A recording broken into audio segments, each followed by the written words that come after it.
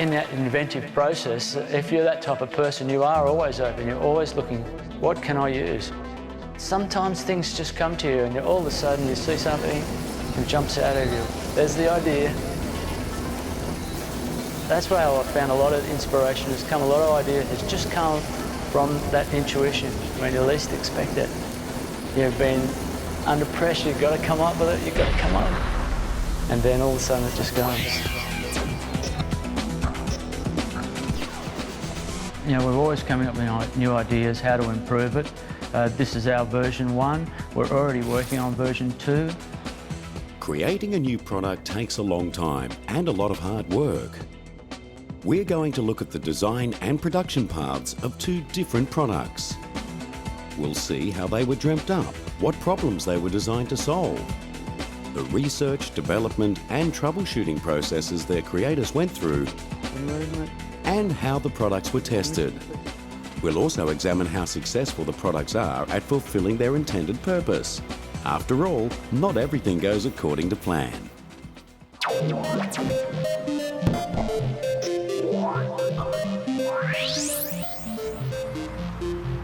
Meet Liam O'Brien. Liam is an industrial designer. As a final year university project, Liam created a special kind of backpack. The DTEC helps assist people in transportation, purification and pumping water in developing countries. It is designed to assist women and young children to carry water over long distances, sometimes up to 6 kilometres. The DTEC contains a pump that makes it easy to fill with water, even from a difficult-to-reach source like a creek or shallow well. The water is then carried back to the village. In the meantime, the water is gravity-fed to a filter and purified so that when the people arrive back at their village, they have access to fresh water. In designing the product, Liam found he needed to address the specific needs of a particular group of people.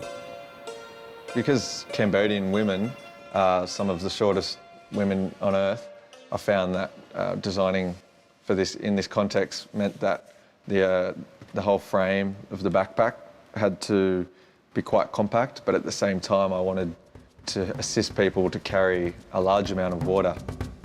Initially, I was designing for a much broader community. I was designing for the developing world in general, like to specifically address the needs of a community. I had to choose a specific region, in which I chose rural Cambodia.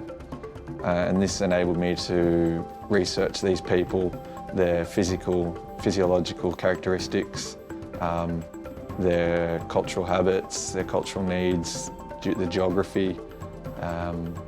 All these aspects dictated the final design. Liam followed the basic principles behind the design process. These are: first, analysing the needs and the problems of the situation. Here, the problem is the lack of clean, accessible water for people in Cambodia. Second, looking for an opportunity for improvement. Third, providing a useful solution. And fourth, working within the constraints of the situation. In Liam's case, the constraints were the size of the people who would be carrying the DTEC. But there were other factors too. 2 major constraints which I found dictated the design. Firstly, it was affordability, so being able to design a solution which could be retailed for under $15. This is because an annual salary in Cambodia is $350 a year.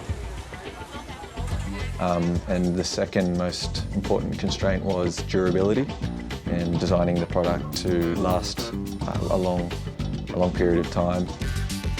Michael Hill and Alan Kolk also did a lot of thinking about needs and constraints when they were developing the design brief for their product, the Psycho XT.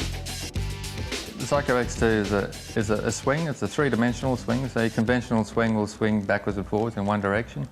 This pivots from the top, so it can swing in all directions. essentially what you have is a skateboard deck. You're standing on the skateboard deck, so your weight is fully borne through your legs. You're taking your whole body weight on your legs, and the harness just goes around your waist so you can't actually fall out of it. So when you're actually swinging around on it, you can practice manoeuvres just like on a skateboard bowl or a snowboard halfpipe. The Psycho XT lets you practice skateboarding or surfing manoeuvres in safety. For Michael and Alan, the main constraints were the range of movements that the human body can make. So that's where I started from, thinking, okay, how can I replicate these manoeuvres, get the body to still have the free-flowing movement, but not falling off. They also needed to consider how to make their device usable by any person with ease and safety. With the idea come the questions. How will I make this? How do I solve the problem? And once the device is made, how will I know if I've been successful? Let's take a look at how Alan, Michael and Liam answered these questions.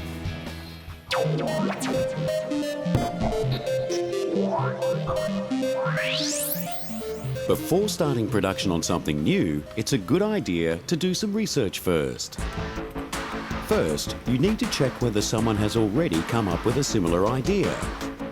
You could spend years perfecting a new tool to remove cores from apples, for example, only to find out there are several products on the market that already do this. Once you've discovered your brilliant design is indeed unique, you can start looking at different ways your product can be made useful and appealing. Liam consulted a lot of sources to find out about the concerns of people in rural countries. Initially, my preliminary steps were research, so accessing data, statistics from the internet, from sources like the United Nations, the UN, Health Organisation, lots of government NGOs who were in developing countries that could provide information on the problems in the rural communities related to water and sanitation. So that was, in the beginning, it was mainly research. Michael and Alan researched what existing parts they could use to make their device. Go out into the real world and find out, you know, what's already built out there that will pivot. How is that going to adapt into what we have? Fabricating a prototype it's quite a bit of work if you don't have a really good machine shop. So I think buying materials off the shelf and trying to convert them into what you wanted was the most difficult part. This approach helped keep their costs down. Research also showed them that there was a part they needed to create from scratch. The big advances we had was working with the harness, because all the harnesses that are on the market all go around your waist and they don't go on your hips. And if you have a harness that goes on your waist, you can't actually bend because it's stopping your bending, and that is one of the things we need with this is to be totally free to move around whatever you want. The materials with our first harness was a cotton fabric. We found that anything that grabbed around your waist would wear on with your clothing and pull it up. So we went for a leather feel at first. Now we've gone to a vinyl, which is a very, very soft vinyl with sponge. So that's a really comfortable feel, firm around your waist. So the Velcro really pulls it in firm, and you don't have any real dragging on your body. So you're very comfortable in a harness. Inquiries can take you in directions you might not have thought of yourself. Through research, I found that the acceptance of products in the developing world can often be an issue because people are used to buying things and having things made from their local materials. I found that incorporating the bamboo into the design, local people would be a lot more comfortable having this product inside their house as opposed to something which was manufactured overseas. Liam also discovered that he needed to find out what was locally available. For the D-Tech, it was a matter of finding existing off-the-shelf components that people could have access to in local or remote villages throughout Cambodia. Being off the shelf, it means that there was no production or manufacturing setup costs, and it would eventually make the finished product a lot cheaper. There are plenty of sources you can use to find out information, including libraries, the internet, conducting surveys and asking experts.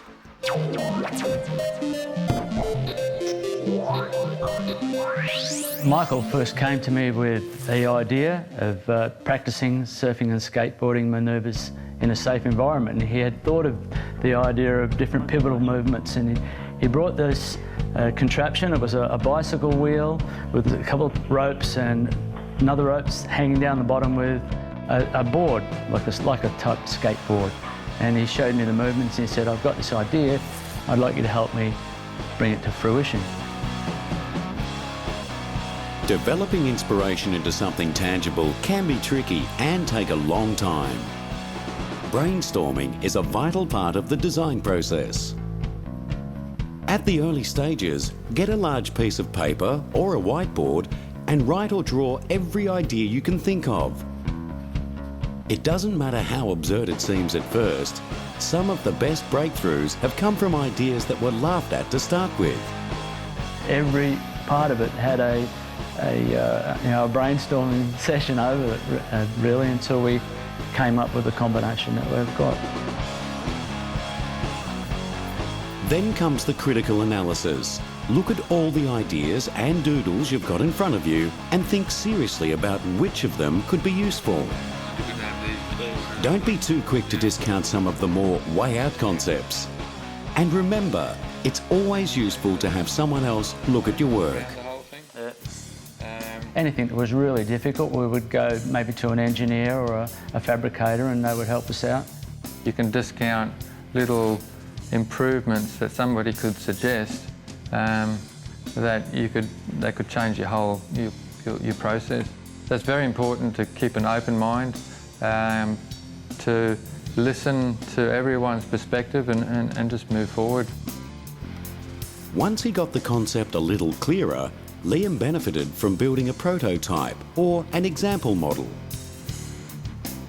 Throughout the process, I made up to 10 different prototypes, and each one of these I tested thoroughly in a water source by pumping, actually putting it on my back and walking long distances and feeling where the ergonomic constraints were on the pack. I also got friends in my class who were around about the average height of Cambodian women to use the pump and to give me feedback. I believe that being able to make a physical model is a lot more valuable than creating a model on computer, because you can actually see it in real life, you can hold it, you can test the ergonomics and actually get a real life view of how this thing would work. Documenting your work can save a lot of hassles later on. One of the main ways in documenting the process, I think, was the use of a visual diary and a digital camera in being able to record the design phase. You can then use it as documentation to go back and to evaluate your design. Working in teams can be a big help, but it can also carry its own hazards. Okay, we had a bit of an issue with our communication with our fabricator, because what we had was we had a fabricator who was dealing with the engineer, and I was dealing with the fabricator as well as Alan was dealing with the fabricator, because I was looking sort of on the engineering side of it. Alan was looking at the manufacturing side of it. So we realised there was an issue, because the fabricator was saying, oh, Alan told me this and Mick told me that, and I don't know, I've done this because he told me that, and we'd be going, oh, where are we going here? So we suddenly developed this protocol of communication where Alan was the only person who spoke with the fabricator, and I spoke through Alan. So Alan became this key person, who dealt with engineering and manufacturing because they go together hand in hand. So then it suddenly became a straightforward communication between Alan and the fabricator to work forward, and that was key to our progress, and it's worked really well. You don't need expensive tools or equipment to get started. Our first harness was a material one that mixed, sewed up by hand, and it actually worked quite well. We were fairly restricted with our tooling. I had an old stick welder, and we just had hand tools basically.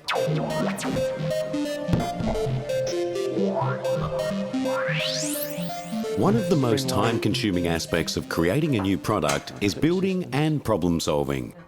As that turns around. Don't be discouraged if your initial ideas fail. A good product can take a long time to make, trial and develop. Every time we did something, we tested it. You know, we would try something out. As soon as we tried, we were working on the spot. You know, we would change things, weld them up, we'd put it back up and we'd try it out. If it didn't work, we'd pull it down, do it again. Well, they don't know great. For Michael and Alan, creating the Psycho XT took 5 years. Well, there was always time issues when only working with it on weekends.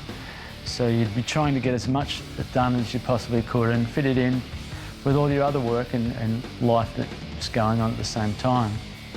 Of course, some parts take longer than others. And you have like a year? So in the last 2 years, we've been about 95% of our development's been on the freestanding frames.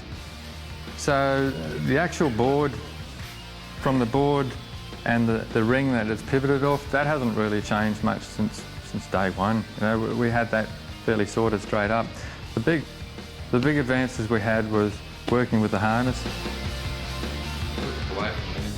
The next question to ask is, how easy is it for a person to use your device? For Liam, it was important to make visual instructions because most people in rural Cambodia can't read or write. Safety is another important aspect to consider. Sometimes a risk management assessment is necessary. With the freestanding frame that was computer modelled on space grass and to Australian standards, so that has been certified safe to 120 kilos now. We moved on to using engineering software that actually strength tests the product, so it'll put it through a three-dimensional computer package which simulates the load on it, and it actually uses the different strength of materials to simulate where you're going to get wear and where you're going to get movement. There are all kinds of safety issues to consider. So we developed this perimeter fence which we got around it, and we string a net up there, so even small kids who go underneath the bar, they're not going to get through the net.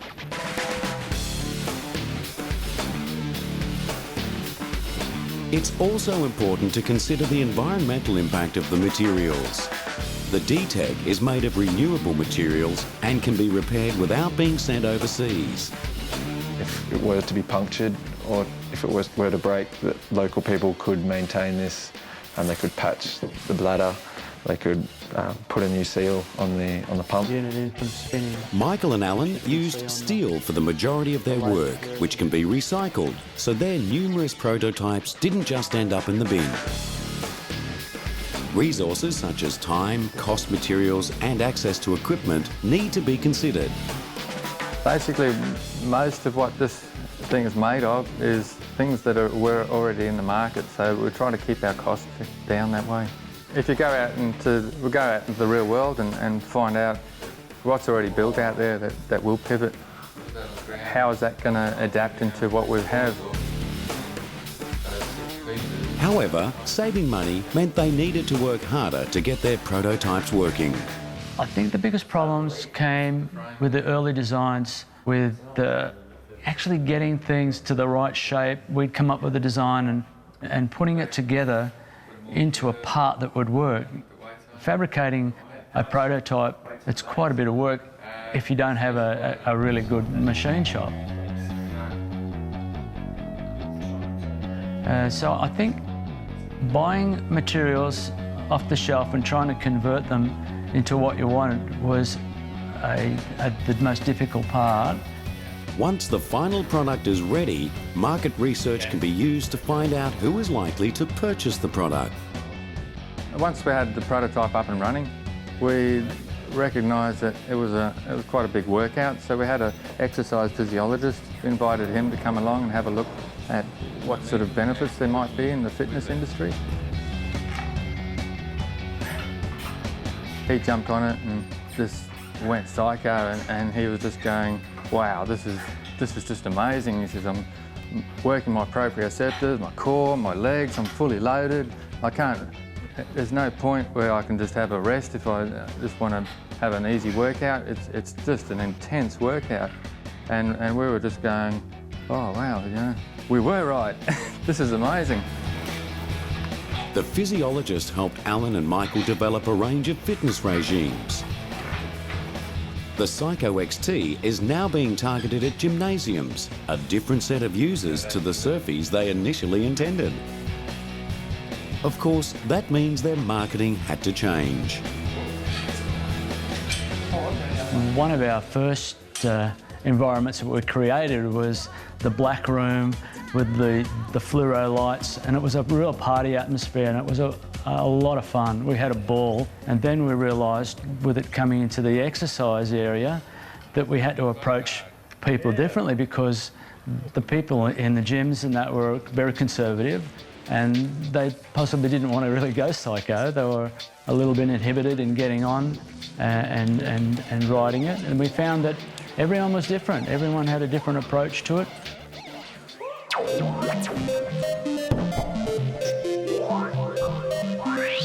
Have I been successful? We can evaluate a product by asking several questions. Does the product do what the design brief said it would do?